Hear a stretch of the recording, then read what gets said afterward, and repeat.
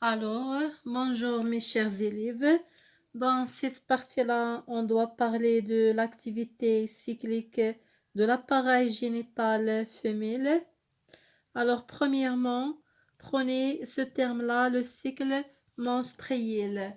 Le cycle menstruel. Donc, cycle menstruel. Alors, vous n'avez pas compris la dernière fois, c'est quoi le cycle menstruel? Alors, pour comprendre ce terme-là, prenez avec moi cette activité.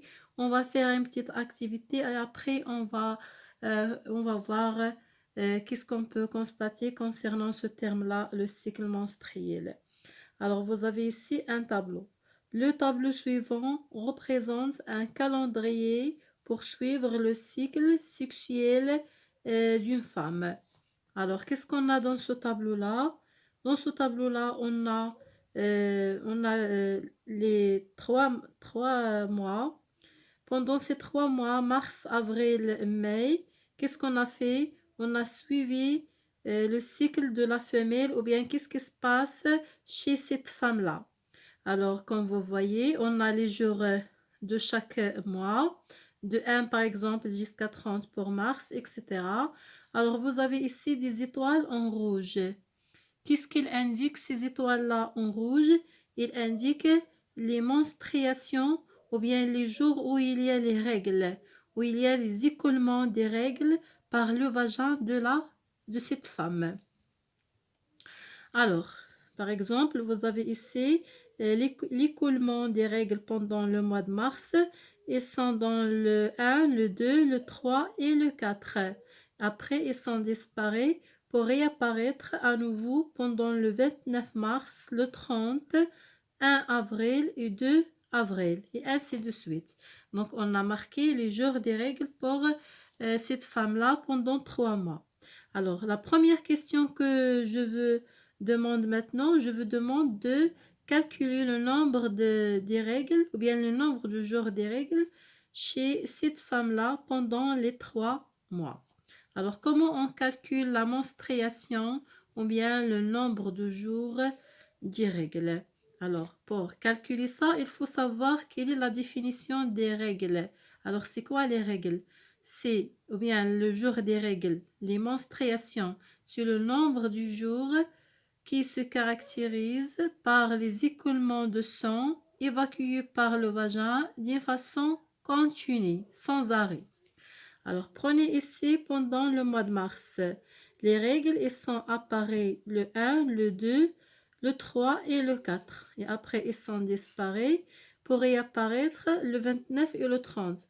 Puisque le nombre de jours, on peut dire que le nombre de jours des règles, on dit que c'est 1, 2, 3, 4, 5, 6. On dit 6 jours pendant mars. Non, ça c'est faux. Mais il faut calculer le nombre de jours où il y a l'écoulement des règles d'une façon continue. يجب أن أحسب عدد الأيام التي تظهر فيها وتخرج دم الحيض بصفة مستمرة. إذا لدينا اليوم 1 2 3 4 مارس، ثم اختفت دم الحيض لتظهر من جديد في اليوم 29. إذا هل أقول عدد الأيام هو 1 2 3 4 5 6 مثلا في شهر مارس؟ هذا خطأ. فقط يجب أن أحسب عدد الأيام التي يخرج فيها دم الحيض بصفة مستمرة. D'une façon continue. Comme vous voyez ici, on a 4 jours des règles pendant le début de mars. Et à la fin de mars, on a 1, 2, pour continuer l'écoulement pendant avril, 1, 2, 1 avril et 2 avril. Donc, le nombre de jours dans cette période-là des règles, c'est 1, 2, 3, 4. Donc, 4 jours ici. Et après, ils sont disparus pour réapparaître à nouveau à la fin d'avril. Donc, le nombre de jours des règles pendant la fin d'avril, c'est 1, 2, 3, 4. Donc, cette femme-là, elle a 4 jours des règles pendant la fin de mars. Pour mai, la fin de mai, on a aussi 4 jours. Alors, quel est le nombre de menstruations ou bien le nombre de jours des règles chez cette femme-là? C'est 4 jours. Donc, on a trouvé 4 jours pour mars, 4 jours pour avril et 4 jours pour mai. Donc, la durée du règle, c'est 4 jours toujours. Très bien. Alors, à partir de ce document-là, on passe maintenant pour calculer ce qu'on appelle le cycle menstruel. Le cycle menstruel. Alors, c'est quoi le cycle menstruel? C'est la période entre deux règles successives. C'est la période entre deux règles successives ou bien deux menstruations. Alors, comment on calcule cette période-là? Alors, le cycle menstruel, toujours, il débute pendant le premier jour des règles. Donc, ça, c'est le début de ce cycle-là, le premier jour des règles. Pour cela, on écrit D, le début. Alors, jusqu'à, donc, il commence le premier jour des règles jusqu'à le jour avant l'apparition des règles suivantes. Alors, quel est le jour de l'apparition des règles suivantes? C'est le 29. Alors, le cycle menstruel, la fin de ce cycle-là, c'est 28. Donc, F. Alors, quel est le cycle menstruel chez cette femme pendant mars? Donc, le début de chaque cycle, c'est le premier jour des règles. Et la fin de cycle, c'est le jour avant les règles suivantes. Donc, de 1 jusqu'à 8. Donc, le cycle pendant mars, c'est 28 jours. Très bien. Si vous avez compris, on passe pour calculer le deuxième cycle menstruel chez cette femme-là. Alors, cette fois-ci, le début, c'est le premier jour des règles. Alors, c'est D. Et la fin du calcul, c'est avant l'apparition des règles suivantes. Les règles suivantes, ils sont pendant le 27, mais le jour avant les règles suivantes, c'est le 26 avril. Alors, comment on calcule le cycle? On va calculer à partir du 29 mars jusqu'à 26 avril. 1, 2, 3, 4, 5, 6, 7, 8, 9, 10, 11, 12, 13, 14, 15, 16, 17, 18, 19, 20, 21, 22, 23, 24, 25, 26, 27 et 28. Voilà, on a trouvé que le cycle, une autre fois, c'est 28. Qu'est-ce qu'on peut dire? On remarque que le cycle de cette femme-là, c'est 28 jours, puisqu'il se répète à chaque fois, donc il est régulier. نلاحظ أن الدورة الحيضية عند هذه المرأة هي 28 يوم وهي منتظمة، يعني تظهر دم الحيض من 28 يوم إلى 28 يوم. On calcule maintenant le troisième cycle pour mai. Alors, quel est le début de ce cycle? Alors, le premier jour des règles. On va écrire D. Jusqu'à le jour avant les règles suivantes. Donc, les règles suivantes, ils sont pendant le 26. Alors, le jour avant le 26, c'est le 25. Donc, on va calculer jusqu'à 25. À partir du 27 mars jusqu'à 25 mai, on va trouver on va calculer, donc aussi on va trouver que c'est 30. Le nombre du jour de ce cycle-là, c'est 30. Alors, on a trouvé le premier cycle, c'est 28. Le deuxième cycle, c'est 28. Mais après, on a trouvé le troisième cycle, c'est 30 jours. Alors, qu'est-ce qu'on peut dire dans ce moment-là? Le cycle menstruel pour cette femme-là, il devient irrégulière. أصبح غير منتظم. Parce que pour chaque femme, il faut que le cycle menstruel, il ne change pas. Il reste le même. Il reste le même pendant toute la vie de cette femme-là. Il change parfois s'il est malade ou bien s'il a des perturbations hormonales. Très bien. Alors, chez la plupart des femmes, le cycle menstruel, toujours, c'est 28 jours. Mais on a des cas exceptionnels. Pour certaines femmes, ils possèdent le cycle de 30 jours ou bien de 32. Ça dépend. Très bien. Alors, si vous avez compris maintenant, c'est quoi le cycle menstruel? C'est une période de la réapparition des règles ou bien qui sépare entre deux menstruations continues. Alors, prenez avec moi. On va voir quelle est la définition. Très bien. Alors, Le cycle menstruel commence le premier jour des règles et s'achève le dernier jour avant l'écoulement des règles suivantes. Très bien. Donc, c'est ça le cycle menstruel الدورة الحيضية. La durée moyenne de cycle menstruel chez la plupart des femmes est 28 jours. Très bien. Mais il y a des cas exceptionnels pour certaines femmes. J'ai déjà dit que possèdent plus de 28 ou bien moins. Alors, maintenant, on a remarqué et on a calculé le cycle menstruel. Problématique. Quelle est l'origine des règles? D'où viennent ces règles-là qui s'écoulent à partir du vagin de la femelle? Le deuxième problématique, quels sont les facteurs qui contrôlent le fonctionnement cyclique de l'apparition périodique des règles? Pourquoi les règles, elles apparaissent après chaque 28 jours? Alors, pourquoi cette réapparition périodique, cyclique, bien organisée? Donc, comment elle est bien, ou bien comment elle est régulière de cette façon-là? Alors, pour répondre sous forme d'hypothèse par exemple, peut-être que les hormones sexuelles qui contrôlent le cycle menstruel chez la femme.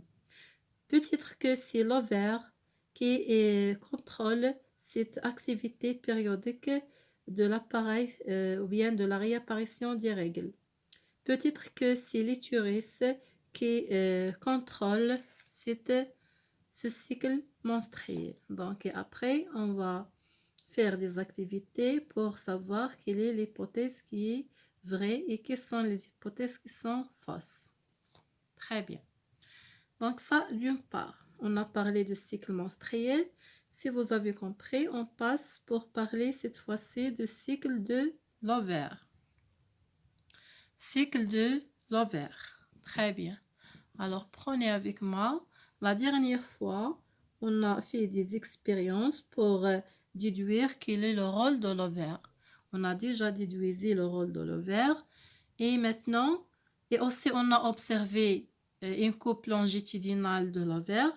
Donc, après l'observation d'une coupe longitudinale de l'ovaire, qu'est-ce qu'on a observé? Qu'est-ce qu'on trouve à l'intérieur de l'ovaire, comme vous voyez ici? Qu'est-ce qu'on a ici? On a des structures de taille différentes. Comment s'appellent ces structures-là? Elles s'appellent les follicules. Très bien. Donc, à l'intérieur de chaque ovaire de toutes les femmes, on a des structures ou bien qui s'appellent les follicules. On a un grand nombre de follicules. Alors, ce nombre-là, ou bien ces follicules-là, elles sont formées pendant la période embryonnaire de la femme. Très bien. Donc, à l'intérieur de l'ovaire, on a des follicules. Des follicules. Voilà. Alors, observez ici, si vous voyez à l'intérieur de l'ovaire, les follicules, qu'est-ce qui se passe pour ces follicules-là? Ils se développent. Et se développe à partir du premier jour du cycle menstruel jusqu'à le 14e jour de cycle menstruel. Donc, toute la première partie du cycle, de 1 jusqu'à 14, pour le cycle de 28 jours par exemple. Alors, à partir du premier jour jusqu'à le 14e jour de cycle menstruel, on observe que les follicules se développent. Et à l'intérieur de ces follicules-là, qu'est-ce qu'on a? On a les ovules.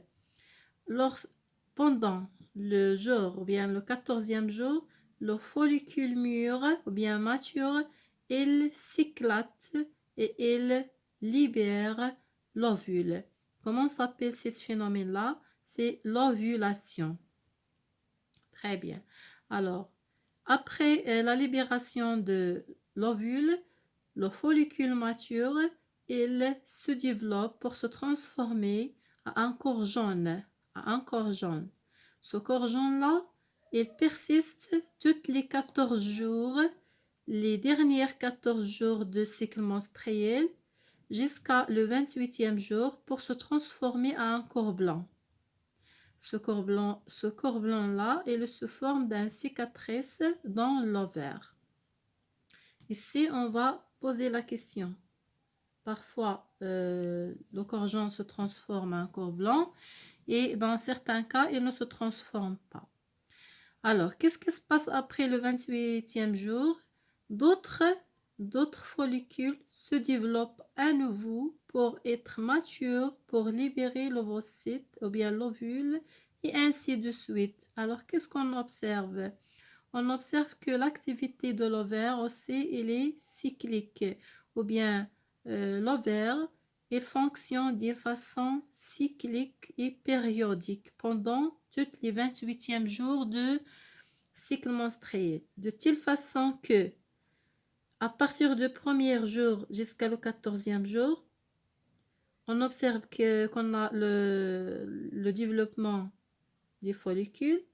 Et cette période-là, elle s'appelle période ou bien phase folliculaire. Phase folliculaire du 1 jusqu'à 14e jour. Et se caractérise cette phase-là par le développement des follicules et la sécrétion de l'hormone de l'oestrogène. Alors, quelles sont les structures qui libèrent l'hormone de l'oestrogène? C'est les follicules. Parfait? Très bien. Alors, bien pendant le 14e jour, qu'est-ce qui se passe? L'ovulation, la libération de l'ovule par le follicule mûr.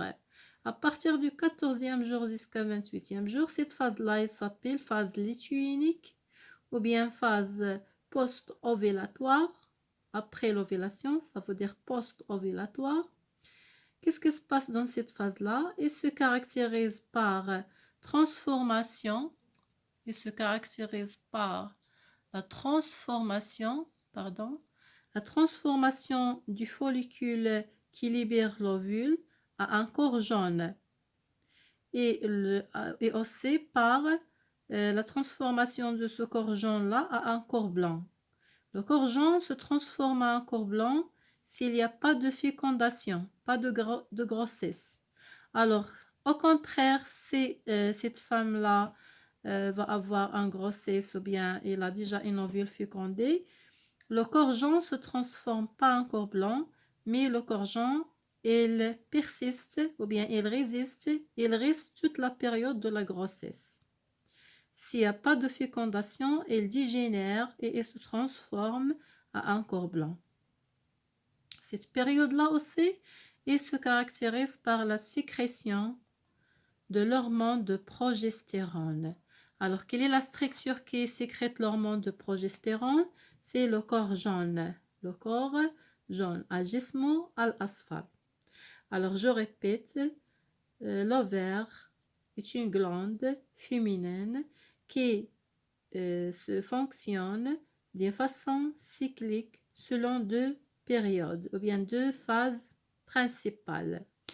Quelles sont ces phases-là? Phase folliculaire à partir du premier jour du cycle jusqu'à le 14e jour et qui s'appelle phase folliculaire ou bien phase pré-ovulation, pré-ovulatoire. Se caractérise cette phase-là par le développement des follicules et la sécrétion de l'oestrogène par les follicules. La deuxième période du 14e jour jusqu'à 28e jour qui s'appelle phase lutéinique. Cette phase-là, elle se caractérise par la transformation de follicules mûrs après la libération de l'ovule à un corps jaune, puis à un corps blanc s'il n'y a pas de fécondation. Et aussi, elle se caractérise par la libération de l'hormone de progestérone par le corps jaune. Voilà. Très bien. Donc, comme résumé, si vous voyez ici, donc ici, on a seulement la légende pour le schéma précédent, les follicules qui existent à l'intérieur de l'ovaire, les follicules primaires, secondaires, mûrs, l'ovule, le corps jaune, le corps blanc. Donc l'ovaire est une glande formée de plusieurs follicules contenant chacun un ovule. L'ovaire fonctionne d'une façon cyclique et périodique selon deux étapes ou bien deux phases principales qui se répètent chaque cycle sexuel chaque 28 jours chez la plupart des femmes.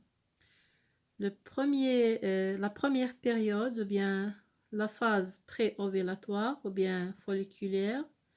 Deuxième période, phase post-ovulatoire, ou bien l'issue unique. Et aussi l'ovulation, le 14e jour. Très bien, donc à la prochaine fois, on va parler du cycle de l'utérus.